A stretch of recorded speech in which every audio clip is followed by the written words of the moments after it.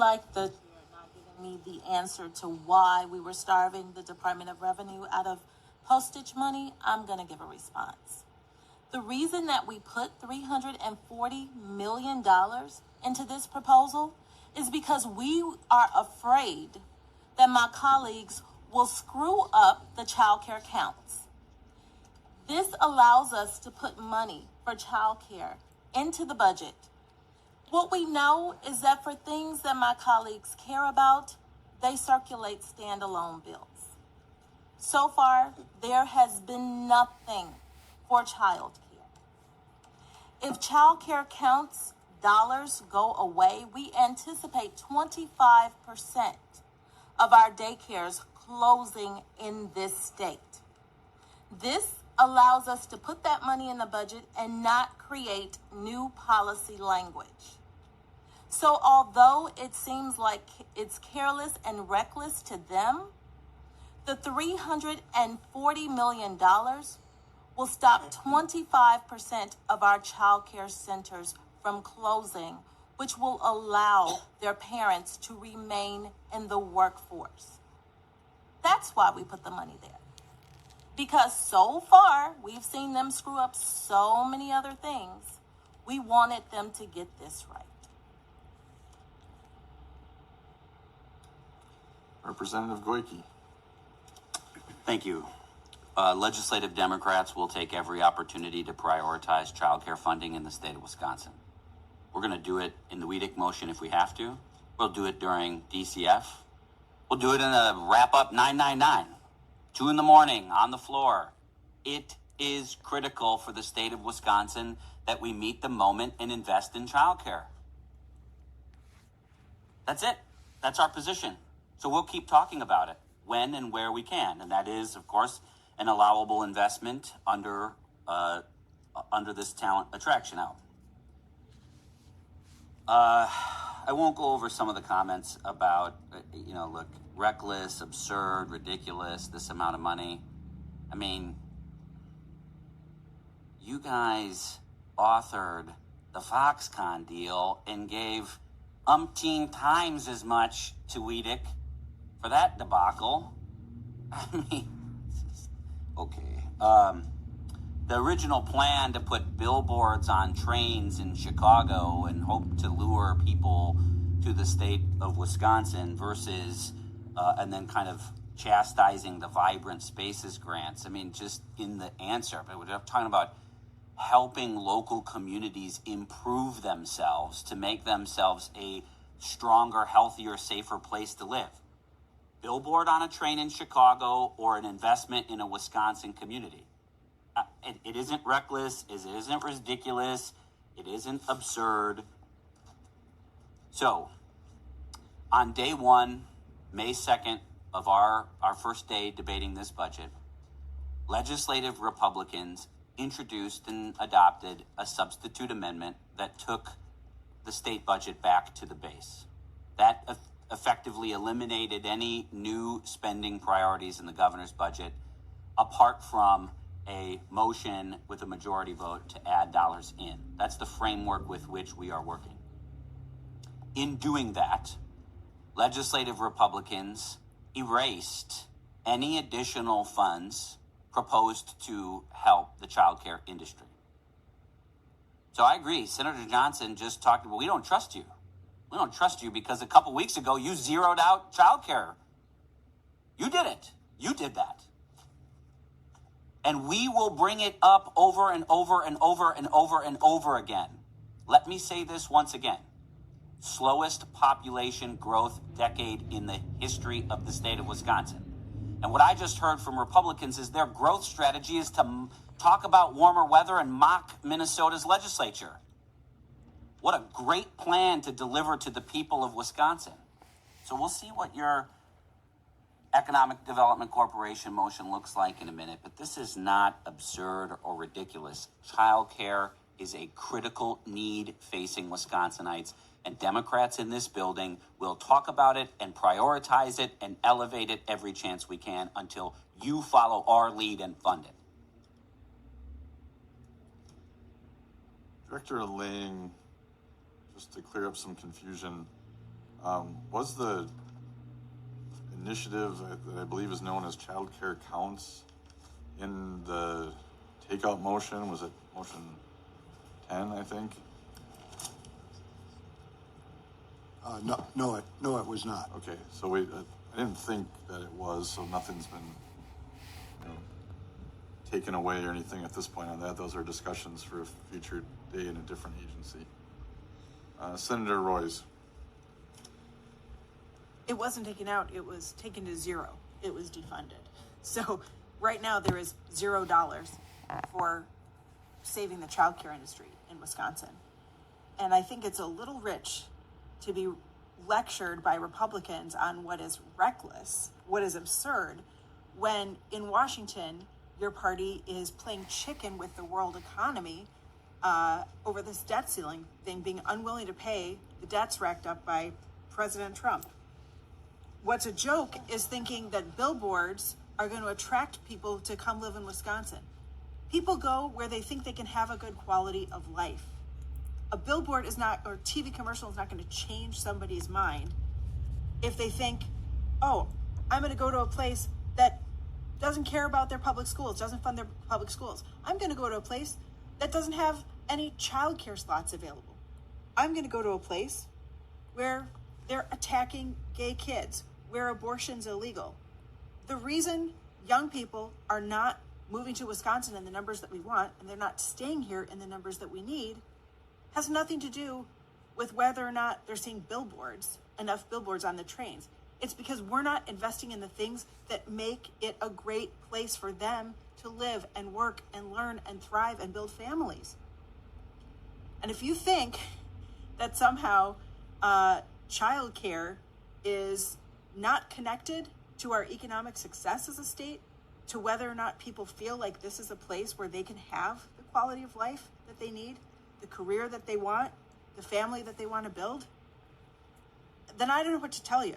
It's hard to imagine anything more fundamental to how your life goes than whether or not you have access to good, quality, affordable childcare. Rep. Zimmerman. So we have a motion before us where the governor had suggested and proposed for talent attraction retention, all in the biennium $10 million.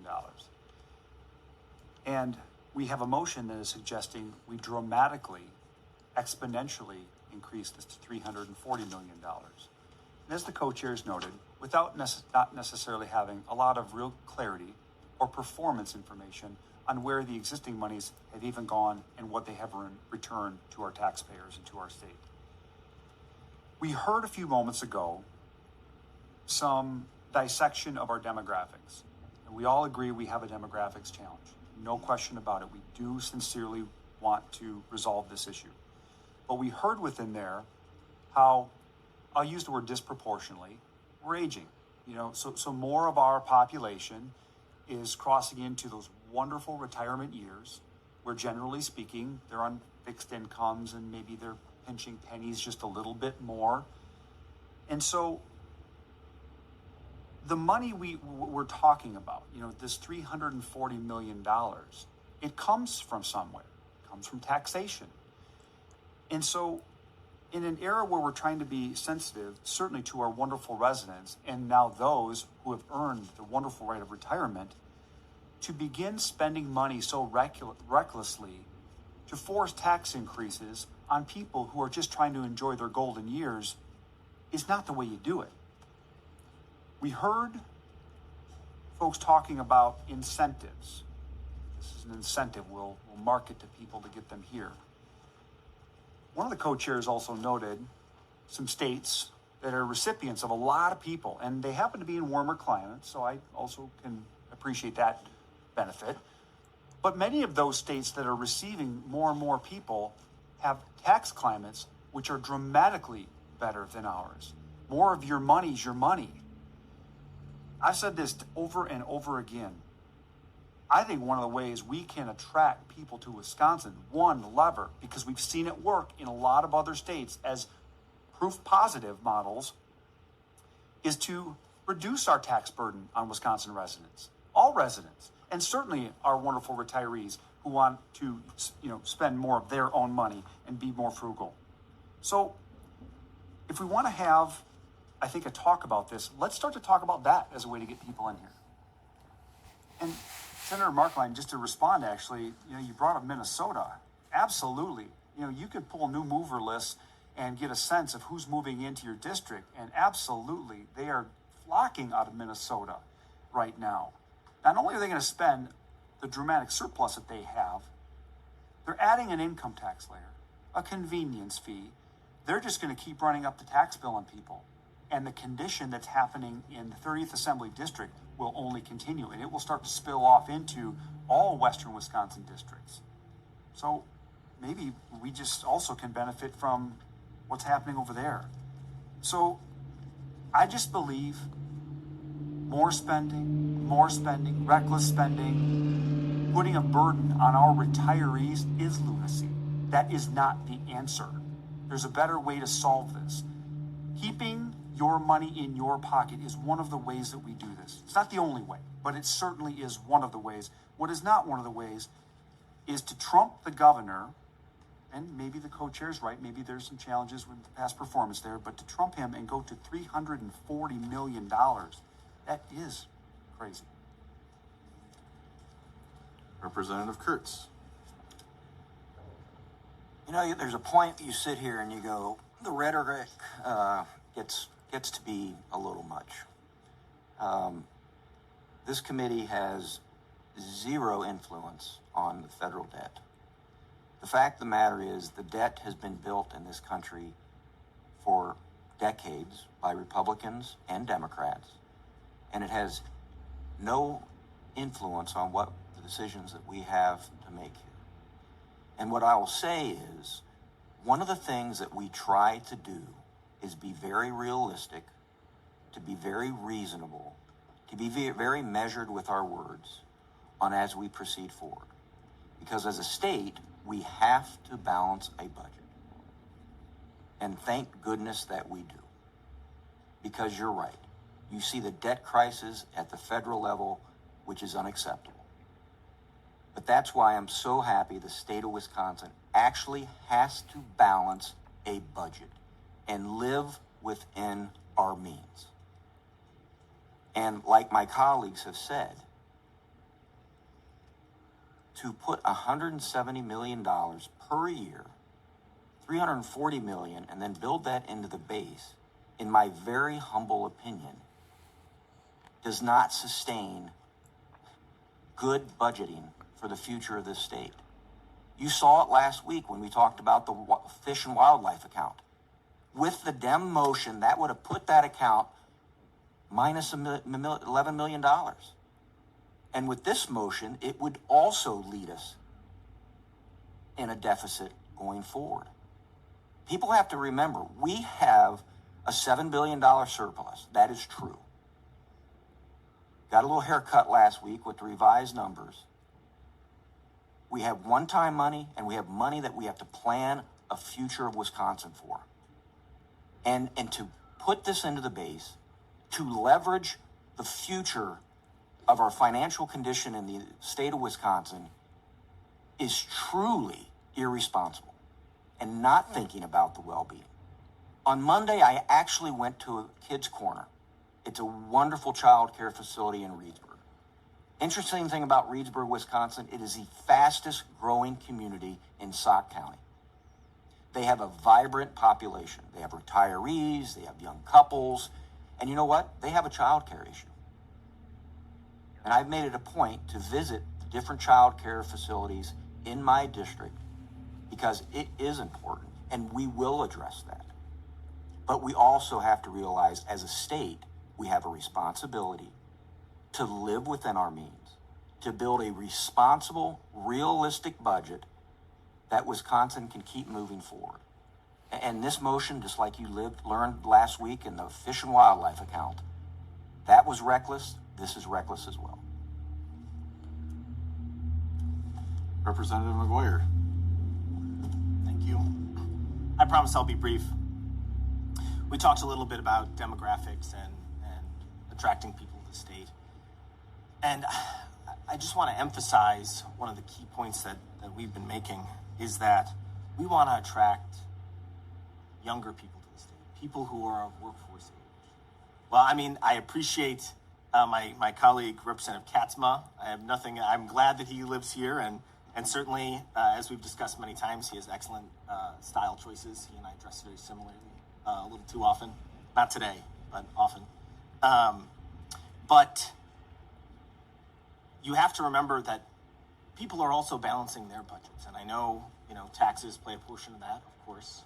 But the high cost and low availability of childcare is a penalty on parenthood. It goes against parents, it reduces their budgets significantly, and it alters their decision on whether to be in the workforce or not. And we cannot let that penalty sit. I recognize there's going to be a lot of disagreements on this committee. I'm hopeful this is something that we can agree, but we wanted to give you that extra opportunity. I know you asked Director Lang about, it certainly wasn't in the 545 pieces, but it was brought down to 0 on the first day. This is our second opportunity to fund childcare in Wisconsin and make sure that we're helping reduce the penalty on parenthood. I'm hopeful there will be multiple opportunities in the future where we can get this done. We can work through this committee, but I ask that you support that. Thank you.